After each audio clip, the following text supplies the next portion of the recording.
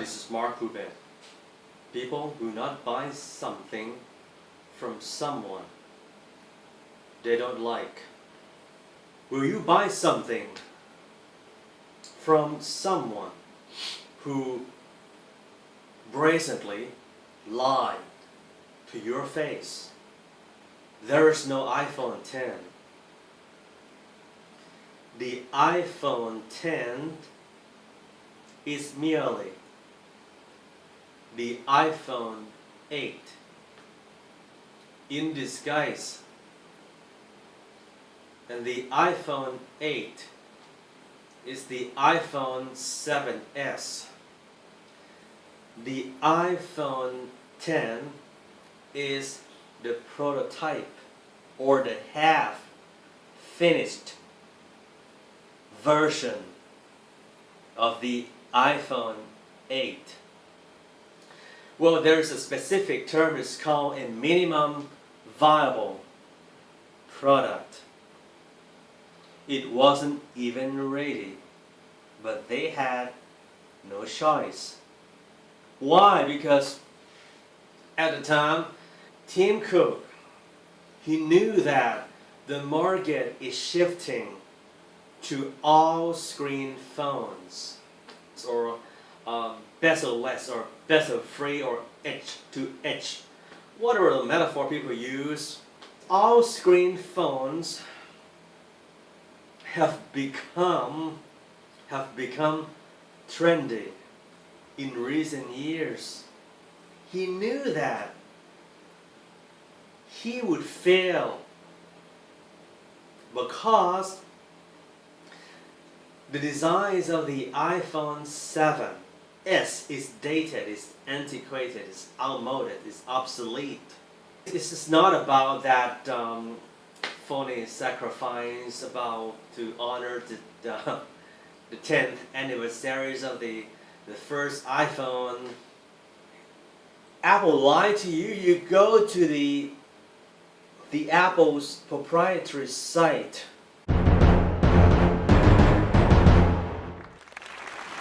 An all-screen phone. Really? All-screen phone? Since when?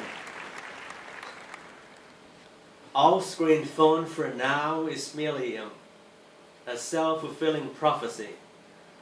What's with the black blob on top of the screen? What's with the, well, let me rephrase. What's with the black out notch on top of the screen? Well, I saw some rough edges here and there. They could make it, then they faked it. And there's no all-screen iPhone.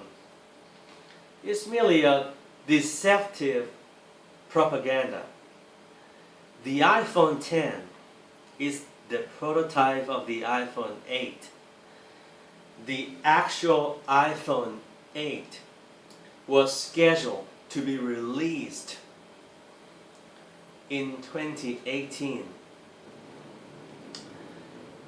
The iPhone 10, or well, if they like to call it the iPhone 10, is a defective machine. It comes equipped with a faulty screen, a defective screen. If you buy the iPhone 10, you will get severe color issues.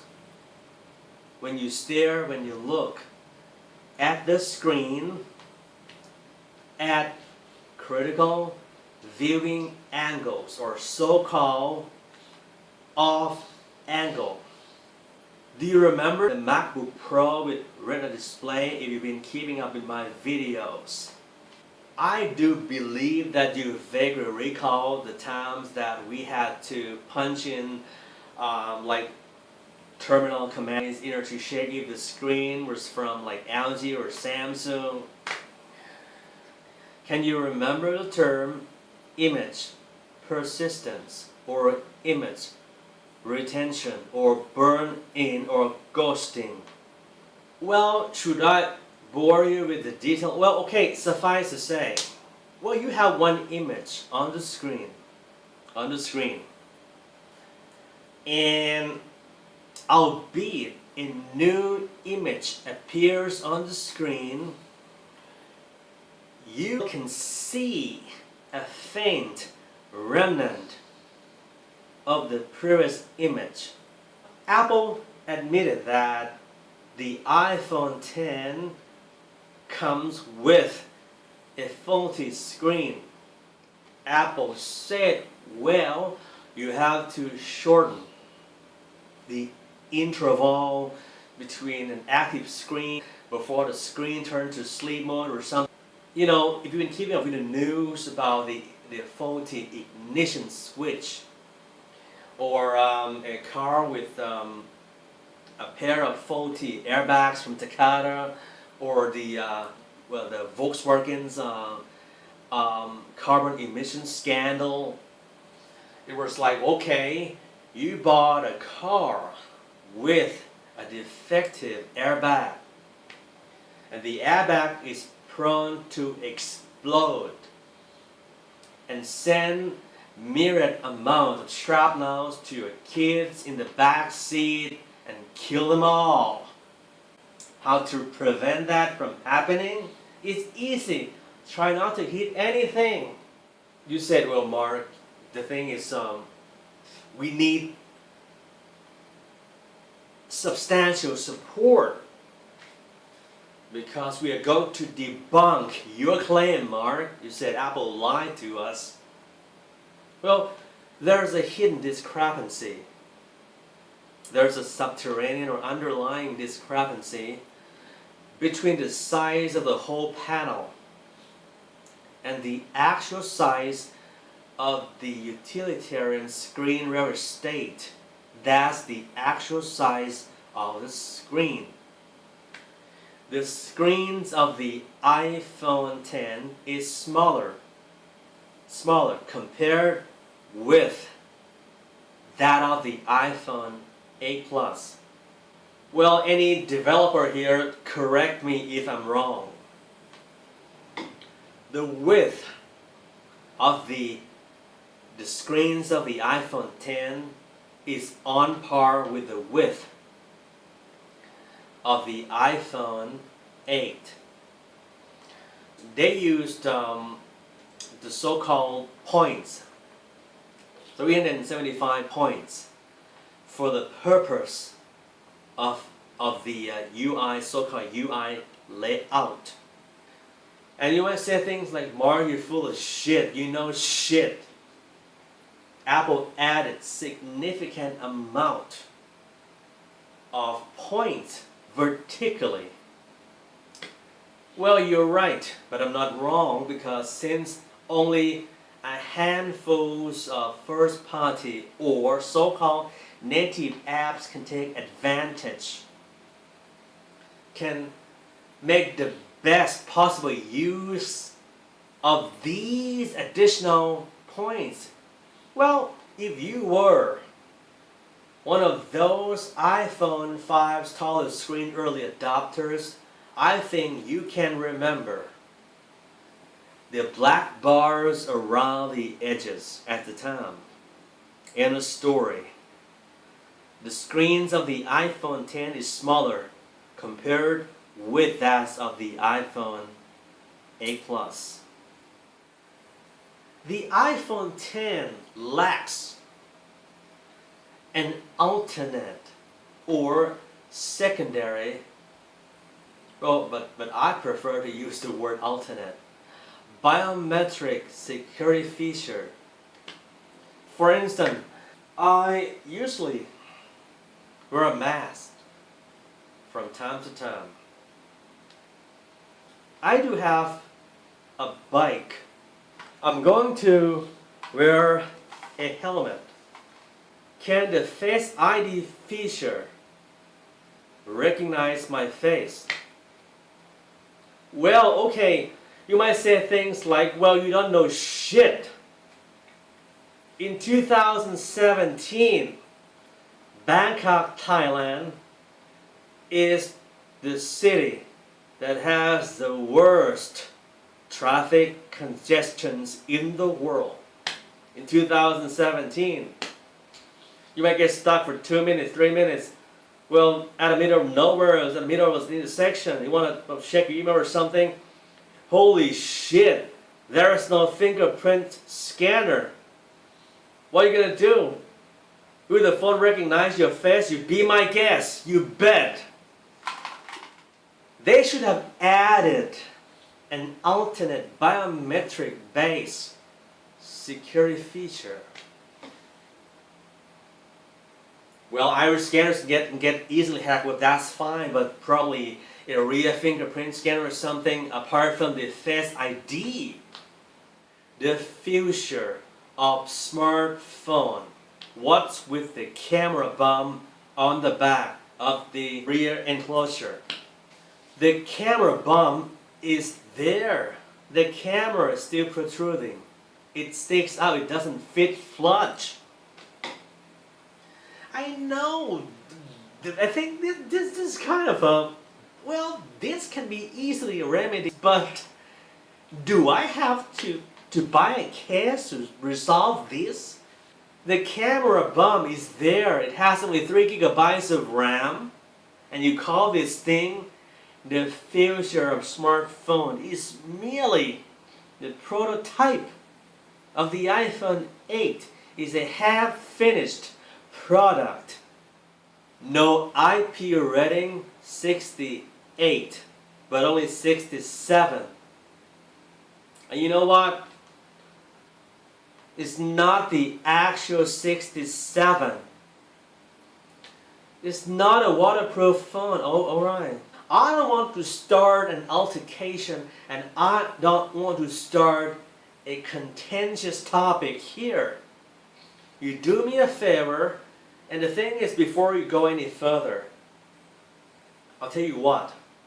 Any liquid damage caused by liquid of one kind or another will nullify, will invalidate the iPhone 8 or 10's warranties instantaneously. It's not a submersible phone. Well, you try me. Don't send a bill to me. Probably just plunk your phone in the pool and see. It doesn't have to be like 30 minutes, probably 10 minutes, and see after that if your speaker set still function properly. Nice try. It's splash proof. It's not destined to be used underwater. Well, I have to say that the Face ID is accurate, pretty accurate, really. Under specific or determined circumstances, but can you remember that demo on stage? The demo has become an embarrassment. Let me call it horrific malfunctions on stage. What about the iPhone 8? Well, this time I ain't gonna tell you, well, you shouldn't buy this, you shouldn't buy that. You're gonna have to figure it out for yourself. It's your call. Because you know what, I've been getting like derogatory comments underneath my video. My English sucks like a vacuum cleaner. But who gives a shit? This video is not about English. It's about Mac. So, but I think I do have my ways of getting my points across. Or you might say things like, Mark, okay, tell me about the iPhone 8. The iPhone 8 is the iPhone 7 with incremental updates. Walk me through that, wireless charging feature. Well, in retrospect, How do you define the word wireless? When I first heard about the idea, the sentiment, the notions of the so-called wireless charging feature, I thought about a wireless power brick plug-in somewhere in my house. And then, as long as I am in the charging area, I can use my phone freely within the charging area in the house, probably like, 30 feet away or something. That's wireless. There's no need for like physical contact between the charging pad or charging surface or charging stand, whatever the word people use. Like it's like, for me, it's slightly more convenient. Well, if it is, but first, it's slower. It's bloody slower. Let alone it doesn't support the 3.0. Qualcomm's quick charge standards. Well, I'm just teasing, I'm just joking, I'm joking with you. So, it's more convenient, but it's slower. And secondly, those wireless charging pads are available separately. They are sold separately. You have to buy them, starting at $60 a piece on the Apple site. I knew you buy from those two, from Mophie and shit. Well, I did my research from the Apple site. Well, they're faster, things like that. I knew it. But damn, do we have to buy them? Wireless charging, hey. One of my clients, the guy asked me, Mark, that's great, I'll buy the iPhone 8 because probably the power brick that came with it doesn't have a like cable clutter or something. It is wireless outside the box. I said, no, you're wrong. You have to buy the charging pad separately. You go to the nearest, probably adjacent Starbucks, and you plug it on the charging pad, and 5 minutes later it's gone because it's got stolen. It's not theft-proof. It's wireless. How come it's wireless? And the glass back does scratch. And it's fingerprint magnet. If you need the best camera on a smartphone, the best camera, at the moment, of course, you buy the Google's Pixel 2. Buy the Google's Pixel 2 smartphone. Don't buy the Pixel XL. Yeah, you knew that.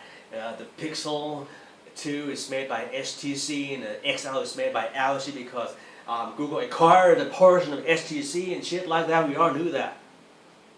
And the screens of the Pixel is better than the blah blah blah. You need the best cameras on the market, the top of the line, the best on the range, state of the art. Let me tell you something, brother. Buy the Google Pixel 2. You know what were the things I love on the Pixel 2? The Google Pixel 2 doesn't have the so-called SD card slot. And for me, I think it's kind of subjective matter, but for me I think it looks plasticky and a bit girly without a case. And it's expensive, it's very expensive. It doesn't have an SD card slot. And it lacks the wireless charging feature.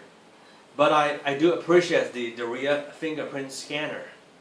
If you need the best screen on the market at the moment, I mean, as we speak, you go buy the Samsung Galaxy S8, it could have been the best phone for me, at least for me. But I really hate that awkwardly misplaced fingerprint scanners on the back. They should have sold them all to those extraterrestrial because they got longer like index finger. You got the camera use. I think it's popular displays on the back of the Galaxy S8 we're talking about. If you can't buy anything good, don't buy anything. And people will not buy something from someone they don't like, they don't trust. First, Google is following in Microsoft's footsteps. You knew about the Surface series. Google is trying to compete with its own customers. What about Samsung? The Samsung heir was sentenced to 5 years in prison without parole. Do you remember that Note 7, that big combustible phone?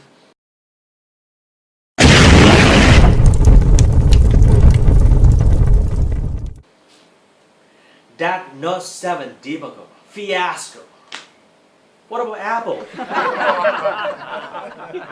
Apple had avoided tens of billions of dollars in taxes by shifting its profits to Irish subsidiaries or so-called ghost companies. Offshore, Apple is being pursued for $14.5 billion in back taxes, unpaid taxes as we speak. But you know what? Do you want to know the actual figure of the record?